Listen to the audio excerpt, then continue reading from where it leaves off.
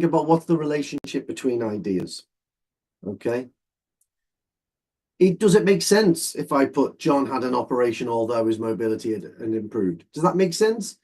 Well, yes, it does, because here his mobility had improved. You'd think, well, he doesn't need an operation, but I'm saying that he needed an operation.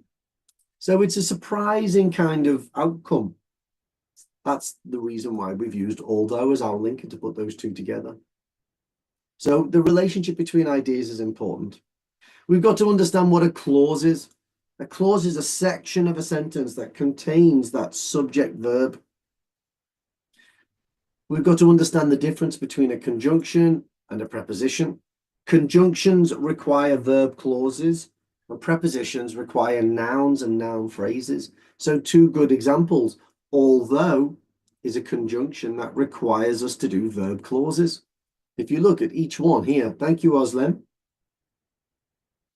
Okay, if you look at each of these sections, John had an operation. That's a verb clause. Can anyone tell me what the subject is for John had an operation? John. John's the subject, isn't it? In the second one, what's the subject? His mobility.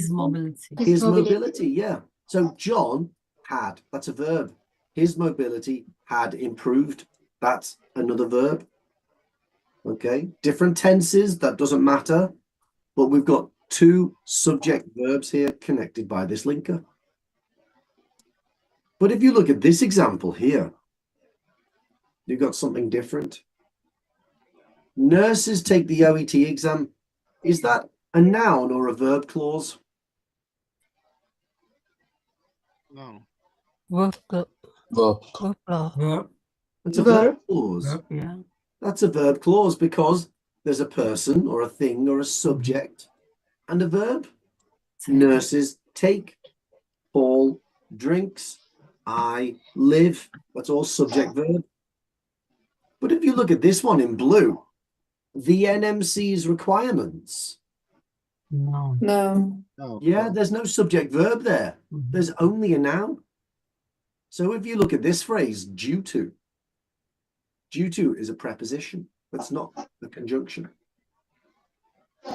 And so it's important for us to be aware of this, to make sure that we don't make obvious grammar errors when we're writing our sentences. We've got to understand when we follow these linking phrases with nouns and when we follow these linking phrases with verb clauses.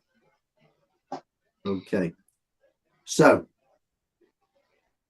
one way to think about it is you can look at it and think, well, this is a conjunction and this is a preposition. You could do that.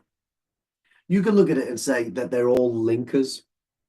That's another way to look at it. And then I suppose there's a way which is above that, which is I can look at it in terms of the function.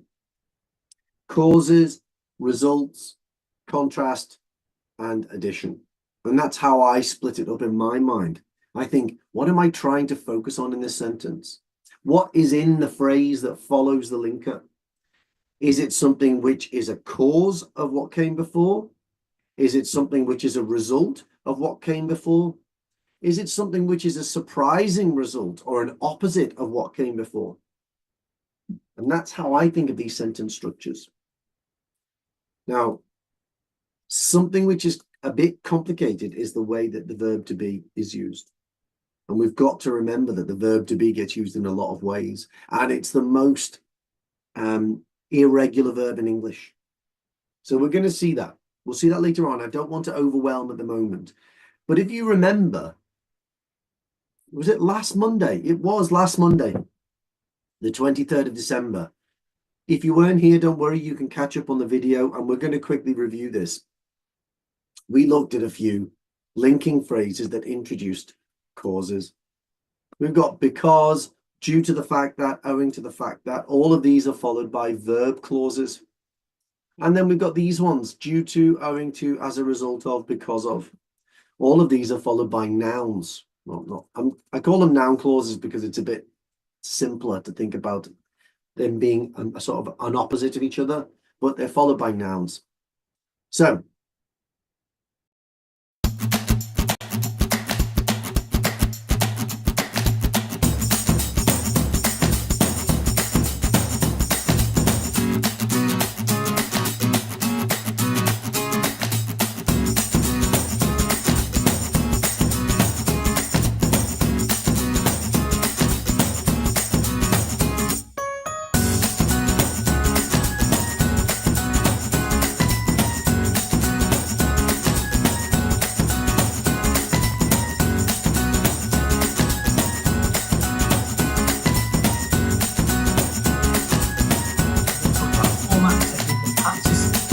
usual formal structure for these types of classes.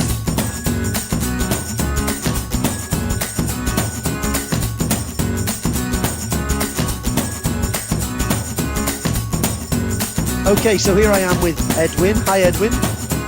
Hey, Paul. Hi, nice to see you. Okay, so Edwin, you are an OET hero, is that correct? That's correct. Okay, super. So where do you live?